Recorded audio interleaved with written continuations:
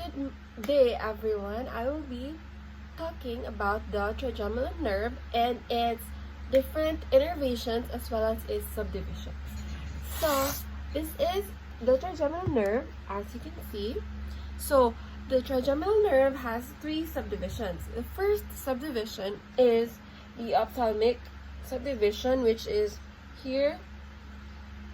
The next is the mandibular maxillary subdivision, which is here. It's until here, this one. And the last is the mandibular subdivision. So I will be discussing each subdivision in a while. So first is the ophthalmic division of the trigeminal nerve. It gives rise to three important branches, namely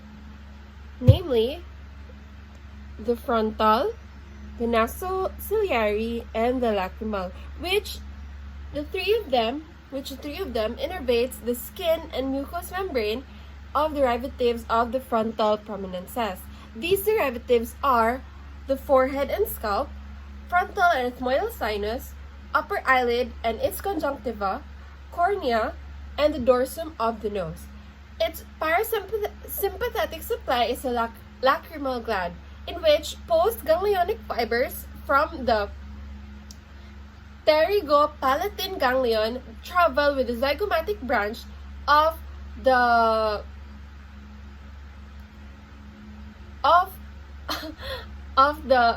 vagus nerve and then join the lacrimal branch of vagus 1. So then the fibers supply parasympathetic innervation to the lacrimal gland. So that is all for the ophthalmic branch. So the next is the maxillary nerve. The maxillary nerve gives rise to 14 terminal branches which innervate the skin, mucous membranes, and sinuses of the derivatives of the maxillary prominence of the first pharyngeal arch. These derivatives are named lower eyelid and its conjunctiva, cheek and maxillary sinus, nasal cavity and lateral nose, upper lip, upper molar incisor and canine teeth, and the associated gingiva, and the superior palate. So its parasympathetic supply remains the lacrimal gland, in which it has the same mechanism with the ophthalmic nerve. So this it's postganglionic fibers from the pterygopalatine, which is derived from the facial nerve, with the zygomatic branch join the lacrimal the V1 and the V2 join together. Therefore, that one supplies or innervates the parasympathetic supply of the lacrimal gland. The last one is the mandibular nerve, to which it gives rise to 4 terminal branches in the infratemporal fossa: buccal nerve, the buccal nerve, inferior alveolar nerve, auriculotemporal nerve, and the lingual nerve. So these branches innervate the skin, mucous membrane, and striated muscle derivatives, the mandibular prominence of the first pharyngeal arch. So this is the picture. And then they contain motor and sensory supply. So what is a motor and sensory supply? So neurons rather. So sensory neurons are those responsible for converting external stimuli from the environment into corresponding internal stimuli, while the motor neurons are those located in the central nervous system, or the CNS.